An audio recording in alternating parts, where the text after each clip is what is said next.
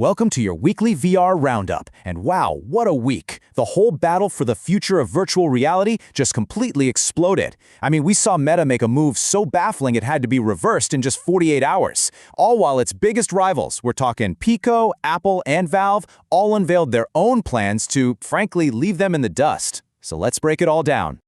Okay, let's just jump right into our top story because it is a wild one. This week, it really looked like Meta was about to kill its own metaverse ambitions. They dropped a shocking announcement about Horizon Worlds, and then less than 2 days later, they frantically reversed the whole thing. So seriously, what is going on inside Meta? Yeah, we're calling this one Meta's Metaverse Whiplash. Because look, even though they walked it back, that initial decision to shut down Horizon in VR, it reveals a massive and kind of worrying strategic shift for the company. And it all happened so fast. So on Monday, March 18th, a quiet little post pops up on a community forum. It basically says the unthinkable. Horizon Worlds is getting yanked from VR headsets. As you can imagine, the community erupted. Then, just 48 hours later, the CTO, Andrew Bosworth, gets on Instagram to do some major damage control and walk it all back. So what happened in that 2-day window? So, you gotta ask, why would they even think about pulling the plug in the first place? Well, this number is a huge part of the story. $83.6 billion. That's the staggering amount Meta's Reality Labs has lost trying to build the metaverse.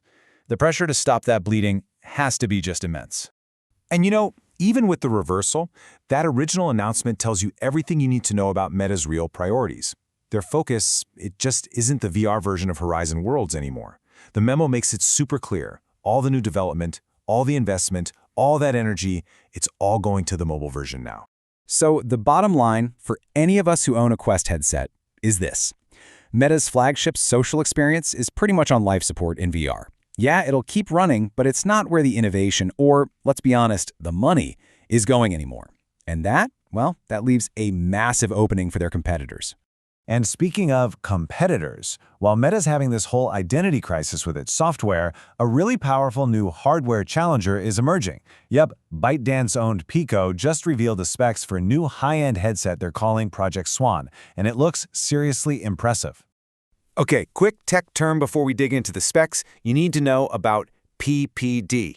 It stands for pixels per degree. Just think of it like the Retina display metric, but for VR. It's basically the key number for how sharp everything looks and how easy it is to read text. The higher the PPD, the better. Simple as that. Okay, now check out how Project Swan is stacking up. It's set for late 2026, and they are aiming right for the top.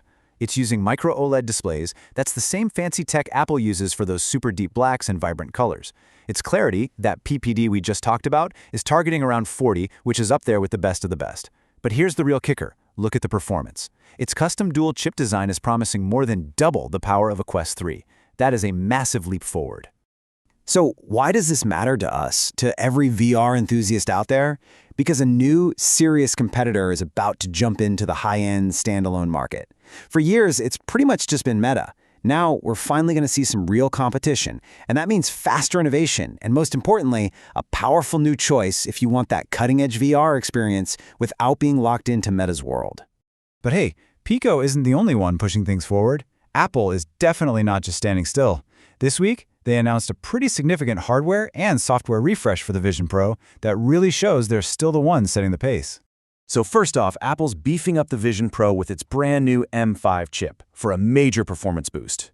The new Vision OS 26 is also getting some cool AI that can turn your regular photos into these immersive spatial scenes you can actually step inside of. And this is huge for gamers. Apple is adding native support for PlayStation's excellent VR2 Sense controllers. We're finally getting proper gaming controls on the platform. Really, the key takeaway here is that Apple is just continuing to aggressively define what that premium spatial computing experience is.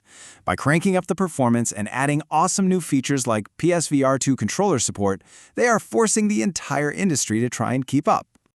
But it's not just Apple raising the bar. Over in the PC VR world, Valve just made a huge announcement at GDC for its own upcoming standalone headset, codenamed Steam Frame. And their whole philosophy, it really just boils down to one word: quality. And this one number, it says everything. 90 frames per second. For a lot of people, this is the magic number where motion in VR just feels perfectly smooth and comfortable. It gets rid of that motion sickness feeling. Valve is planting a flag right here, making 90 FPS the absolute bare minimum for any game that wants to get their verified badge on this new headset.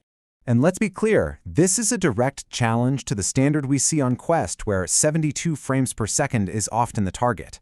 Forcing games to run at 90 FPS natively means they have to handle a 25% higher rendering load. Valve is saying they care more about a smoother, higher quality, and more comfortable experience than anything else. So what does this mean for you, the player? It means any game you see with that Steam Frame verified badge is going to feel incredibly fluid and responsive. Period. Valve is basically creating a seal of quality, and it's setting a whole new bar for what we should all expect from high-performance standalone VR. All right, so all this new hardware is awesome, but it's nothing if you don't have great games to play on it. And this week actually brought some really exciting software news for pretty much every platform out there.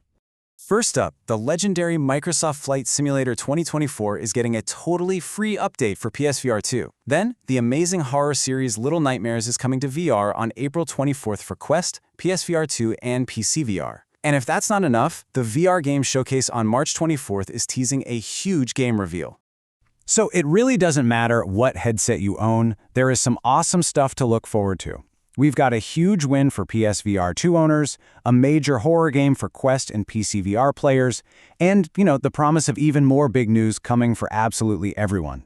So after all of that, what's the big picture? What does all of this news actually add up to?